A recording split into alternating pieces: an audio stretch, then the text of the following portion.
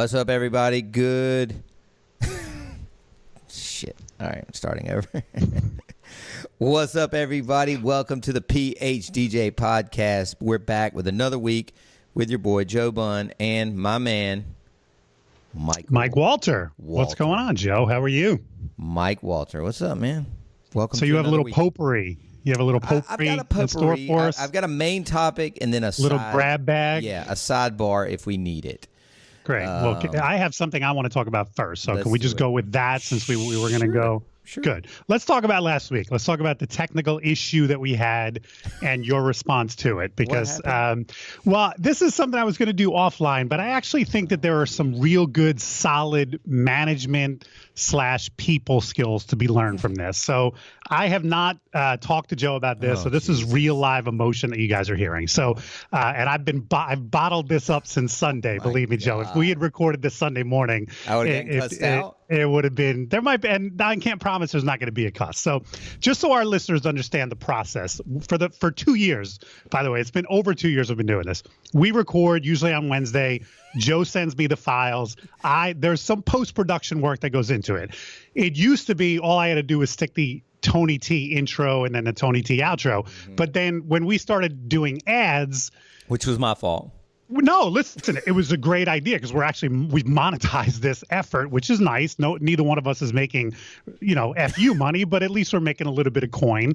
But that the work became a little bit more intensive because if you notice, Joe and I don't talk for 10 minutes and then say, and now a commercial break. Mm-hmm. So part of my production work is I have to listen to the show and insert the ad at a specific, when we come to the end of a thought or the end of a theme and we move on to another one.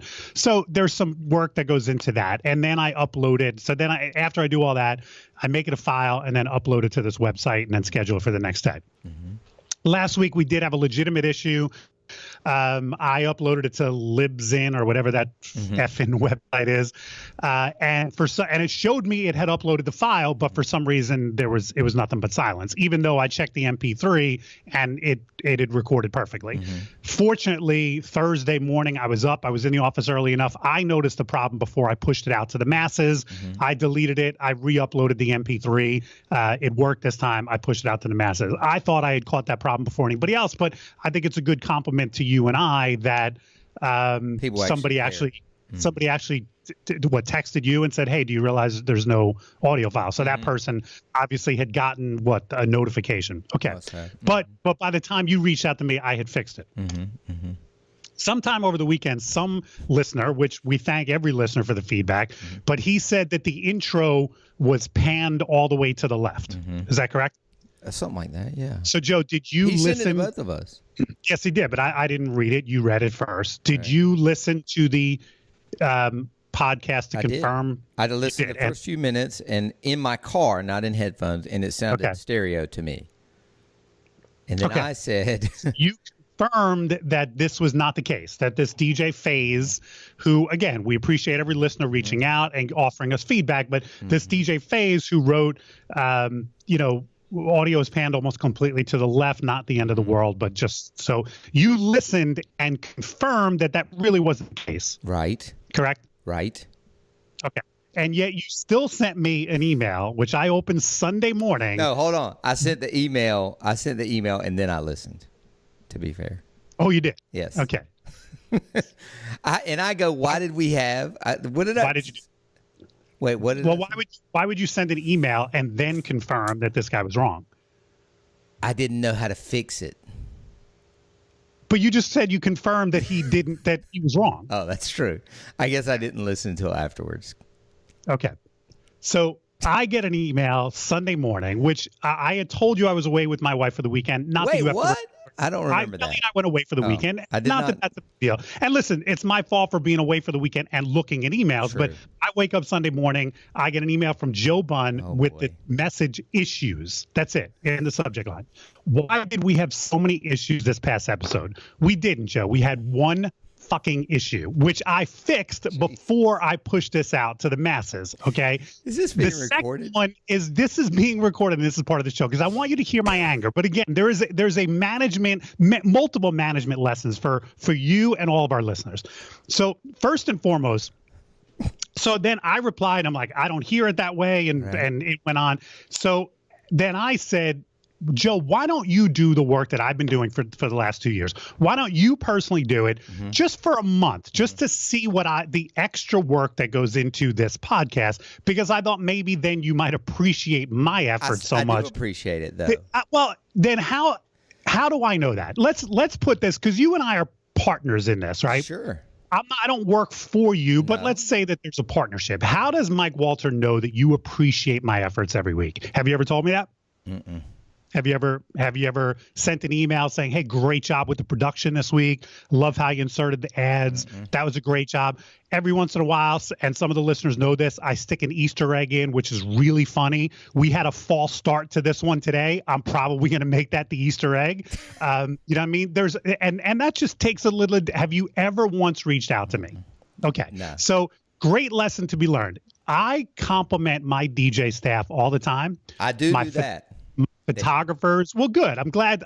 And you've built a great multi-op. So I think that you treat your staff probably differently than you treat me, which is fine. It's understandable. But you and I have a working relationship here. The only time you've ever reached out to me about the show is when there's either a problem, or in this case, there wasn't even a problem. It was a listener who thought, because I wrote to FaZe last night and said, I don't hear it that way. And he wrote back and said, oh, I must not have had my headphones in correctly. So you send me an email busting my balls, basically, when it was a listener who didn't have his emails in correctly. Okay. I think that the issue wasn't that I wasn't trying to fault your skills. I was asking, like, I should have just more elaborated, but I was saying, do we need to change this Libsyn host? Like, right. I basically was. There's lesson number 2 for you and for our listeners, and you can tell I'm pissed at I'm wagging two pens. Chopsticks? No, they're 2 pens. Don't put negative shit in writing. That's lesson number 2. Okay. If you have an issue, you should call somebody.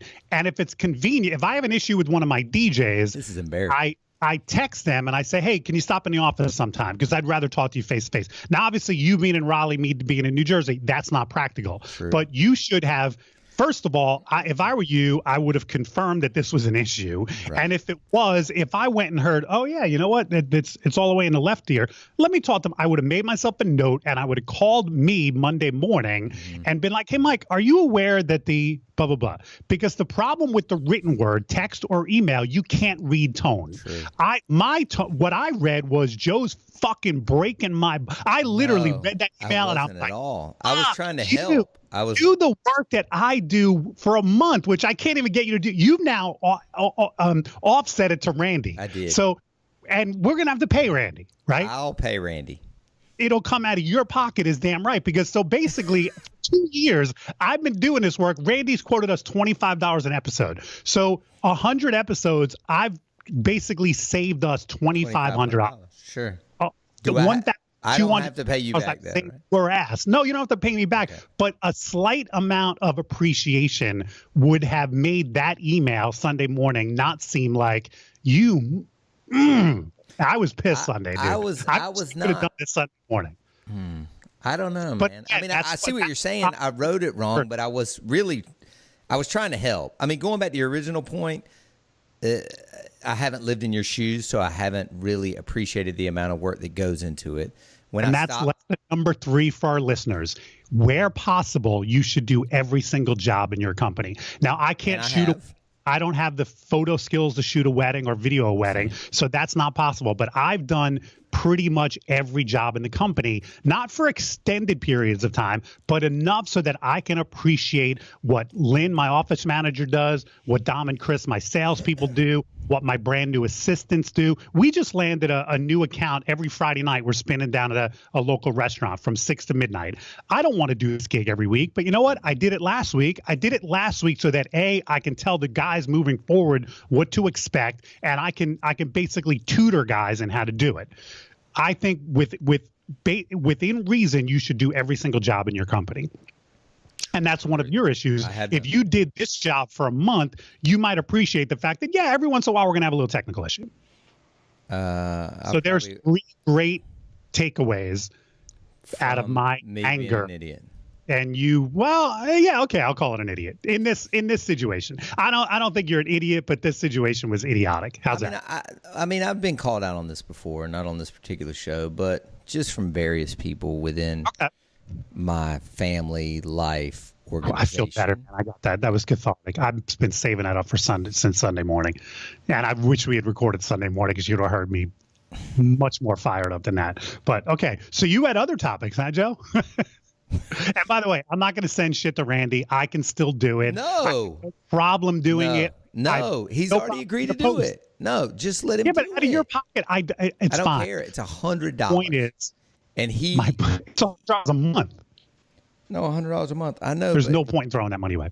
I've been doing a stellar job. But you know what? Every once in a while, Joe, first of all, listen to the podcast, which would be nice, and compliment me on post-production work, the way I insert the ads. I make sure I'm not stepping on any. And I also, if you ever compare the video file, because we do no post for John Young, I will every once in a while take out an or a stumble of a word. I'll snip that out of the audio to make us both sound a little bit more professional and smoother. Myself mainly. I'll leave your ums and ahs in, but I clean my own up specifically. No, that's a joke.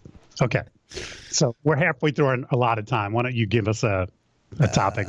We have one topic today. Yes. It's just it's been reduced to one topic. I mean, well, hold on. I'm not finished with this shit. Okay. I'll just summarize by saying this. Number one, I did not send the email in anger or ire. I was genuinely trying to help. Like, hey man, walk me through, the double upload and the panned left thing. So do we need to change hosts or whatever? And I just didn't elaborate. And again, I should have just called you or not started. None of that is written in the email. Correct. I'm not trying to get out of it. I'm just trying to show you where my head was. And again, I was probably doing 10 other things at a coffee shop and just was trying to be like proactive for what we're recording now. Right. Secondly, admittedly, I have not lived in your shoes nor done any of that post-production work, which I've worked in GarageBand and those audio programs before, and they are, to me, a pain in the ass. So I can only imagine editing that or video, which I think is, like living hell for me. And so I admit that I have not walked in your shoes. And then thirdly, and probably most importantly, I don't think at any point since 2017, at the inception of this podcast, said, Mike, stellar job. You know what you did once? That Christmas show, which, by the way, took about 4 hours to do. That was now because I inserted all the songs. So I remember you complimenting it. So one time, and that was an exceptional situation. Out of 120 episodes. Yeah. And again, I think it goes back to the fact that you don't listen on a regular basis, which is a shame. Our listeners love this podcast, Joe. You ought to tune in. Well, I know they do. And I know that, I want to keep it going. I hope you want to keep it going. I think that. I'm glad you didn't ask me that Sunday morning. Sunday morning, I didn't want to keep it going. I told Brian B that. I said, I think Mike's had it with me. I told him that like Monday.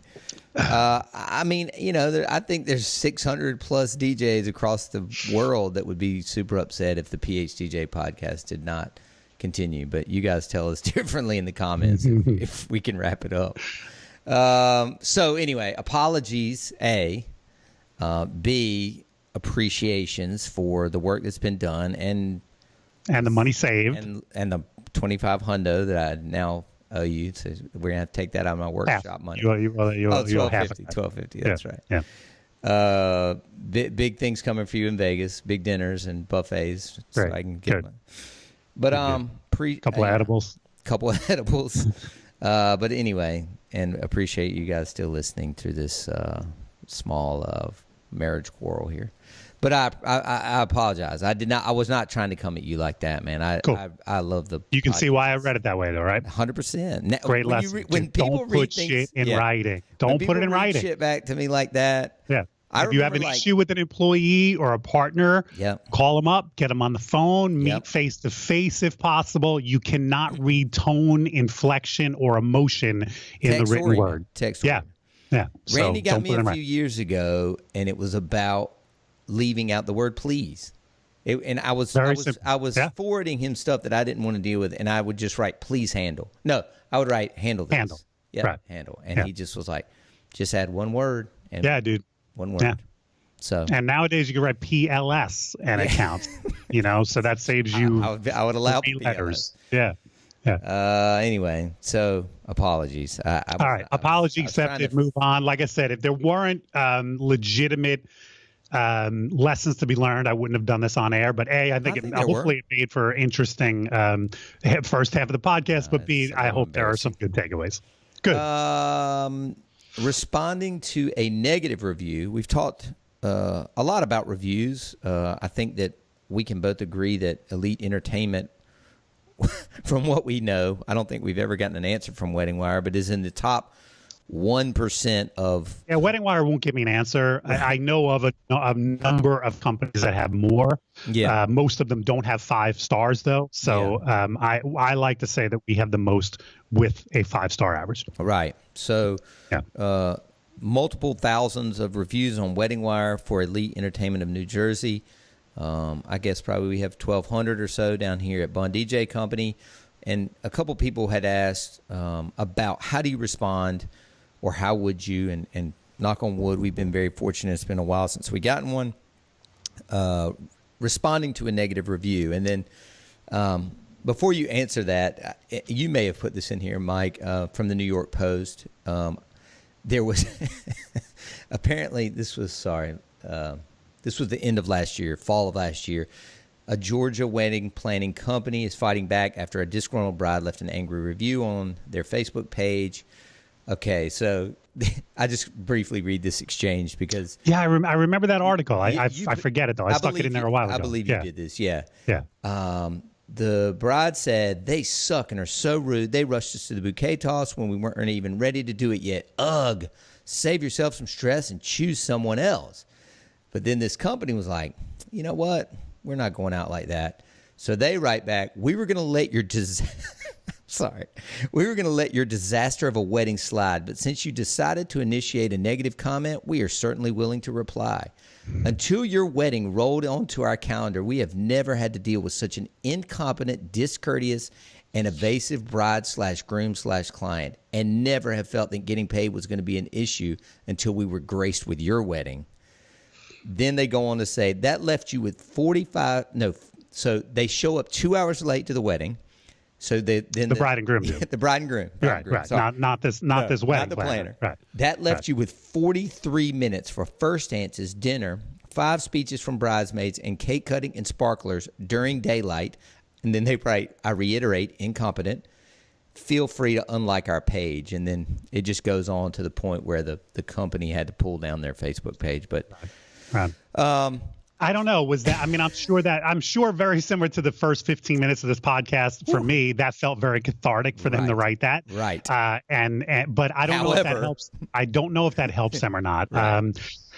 Yeah, I think, first of all, I heard this in a seminar years and years ago. If you're going to respond to the negatives, you should respond to the positives. Yep. I heard that, and for about 3 months, I was responding to the positives, and it gets tiring. And maybe that's just because, Elite gets a lot of, we basically average about 5 a week. So that's 5 times a week. And how often can you say the same thing? Thank you very much for leaving this great review. You don't want to copy and paste, but you're pretty much saying the exact same thing every single time in preparation for, oh my God, someday we might get a negative one and I need to respond to that. And not would. I haven't gotten a negative one in so long. Right. I gave up on responding to the positives. I don't know what would happen. The handful of negatives we have on Wedding Wire don't have a response from us. Mm-hmm. Most of them, they were already internal. Like I knew about the situation before they left the review. Mm-hmm. And unfortunately, I wasn't able to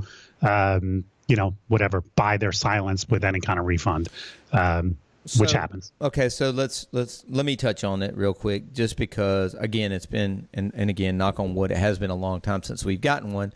But that is, speaking of tasks that I don't do and Randy does, that is one of his things, is to respond to all reviews, no matter what site they're left on. And again, it is very rote or repetitious sometimes to be like, yeah, thank you so much for having DJ Tony, he is great, blah, blah, blah. But we do respond to all reviews. And if there was a negative review, I don't know that we would. The very first thing that we've ever done is, number one, and this has happened, I think, twice in the history of Wedding Wire, however long we've been on there, many, many years. 2 out of the times were false. They were fake. Competitor had jumped on, and you were able to get Wedding Wire to take it down. Now, okay. I think immediately, I cannot say this for Google or The Knot or anybody else, but I'm 99% sure that on Wedding Wire, you can immediately, when you see it pop up, hit a dispute button, and it automatically comes down. And then that pending review. Correct. Because if you can't prove what you want to prove, then it's going to go back up. Right, but correct, yeah, I think you're correct. The Wedding Wire will pull it down temporarily until the dispute is settled. Correct. And one of the things Wedding Wire, I believe I have this fact correct, but somebody correct me if I'm wrong.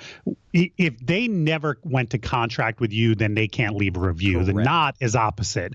Somebody can leave a negative review on the Knot, even if they never used your services. So on the Knot, and again, correct, and especially now that they've merged, maybe that's incorrect. But I believe on the Knot, for example, if somebody had a bad sales experience with you, even if they never booked you, they can then leave a bad review. Oh, wow. Wedding Wire, you could have that taken down because they never went to contract with you. So that's what Wedding Wire first does. I think they ask within X number of days or hours for the person that left this negative review to produce a contract. Show us. Did you actually use that service? Right. Yeah. And a couple of times that didn't happen because it wasn't real. I mean, we were, scrambling around the office like, who was this? What? Well, I'm trying to. Who is this name? Like, we don't know this person. And they ended up having to pull it. So I think no doubt, if you have any question about the veracity of a review, then no doubt you should challenge it. But if it's a situation where, I did work for that client and, maybe their story is much different than my story. Which and maybe you think, exactly. You think the wedding was a shit show, but it was because of them. Yeah. Then, I don't know. Is it better to respond? I wouldn't respond the way that service did. No. But I would probably respond and defend myself. I'm sorry that you felt that way. We did the best we could under the circumstances. The fact that you were 2 hours late put a time constraint on a lot of things. And so some things had to get moved around. We made some judgment calls in the moment that you may or may not agree with, but we did the best we could with that's probably the way I would respond. Well, and I'm the same, Mike. I mean, I would kind of humble myself and like I did earlier in the show. But let's rewind it a little bit, Mike, because, and I'm not sure this was in a public group, so I don't want to say who it was, but I think you saw it.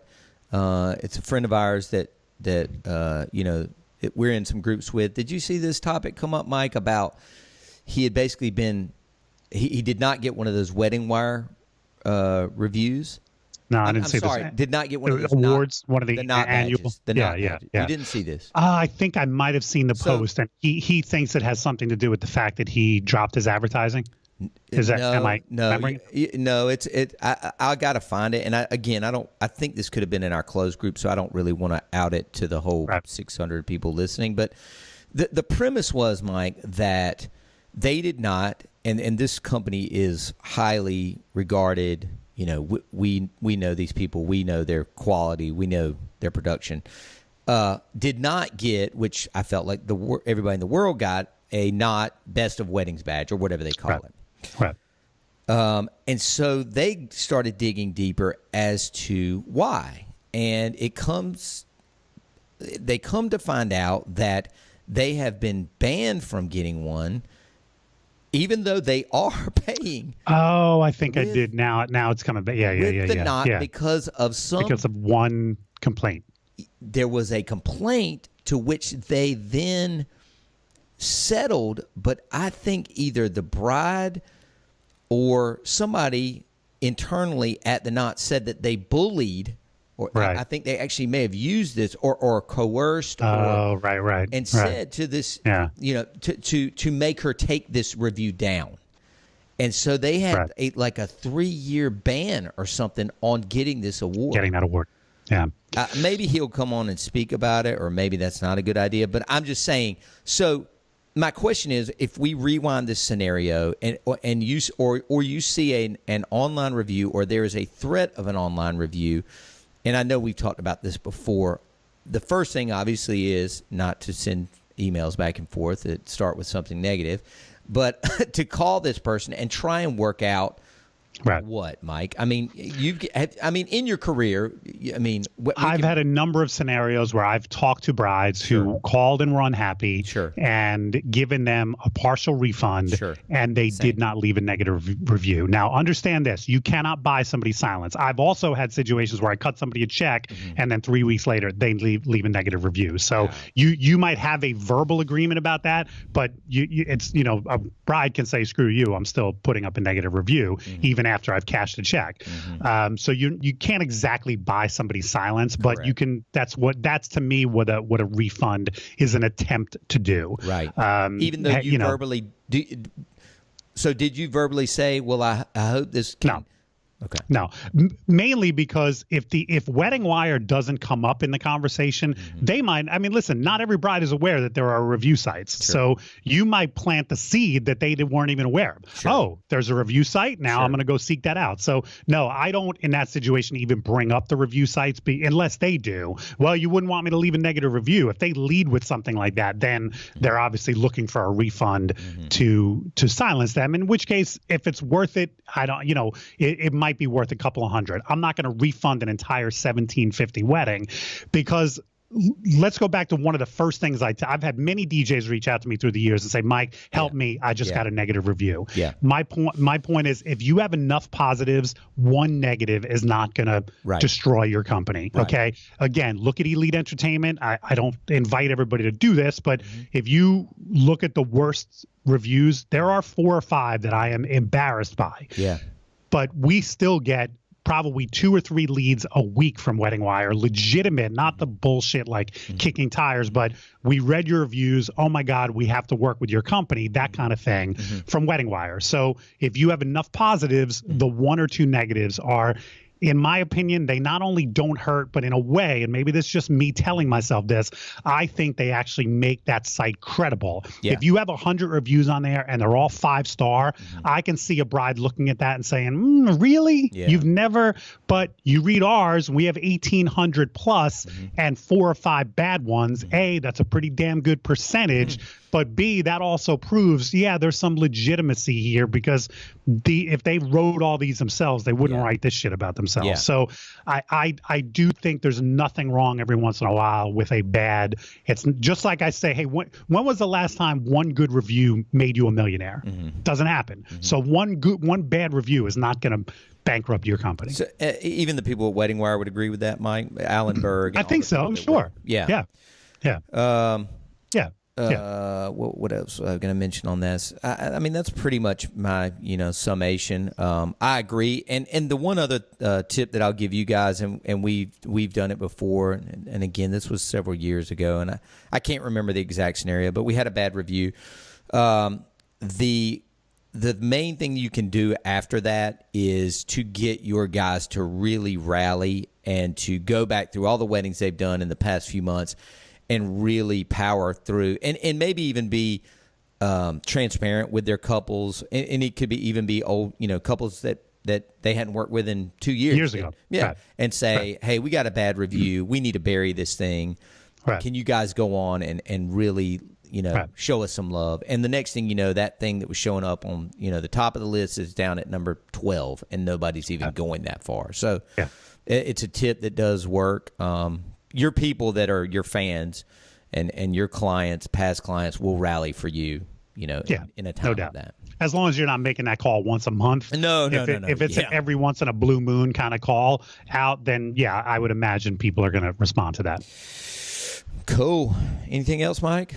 No, I think this is good. It's been a solid half hour, Joe. Yeah, I feel not great, but you feel very I feel good. I feel like I got a lot off my chest. Cleansed. And like you went to I feel much better. I did. I feel like I went to therapy, more like therapy. More therapy. Yeah, you're right. I had a 7-mile run yesterday, Joe, and I thought a lot about you. Let's put it that way.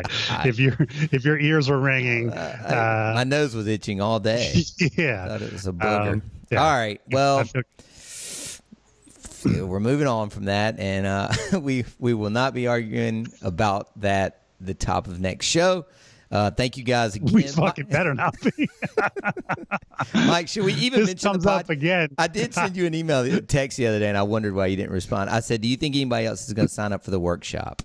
Should we even mention it? Right I'm going to guess. Yeah, sure. What are we, 5 weeks out right now from Mobile Beat? I believe last year we got a last minute sign up. So yes, I'm going to be optimistic and say I wouldn't be surprised if we get one, if not maybe 2 more signups. So if you're a listener and you're not sure what Joe is talking about, Joe and I produce a day-and-a-half workshop at the tail end of Mobile Beat, yes, we do. which will be happening next month. And you can look up details at PHDJworkshop.com.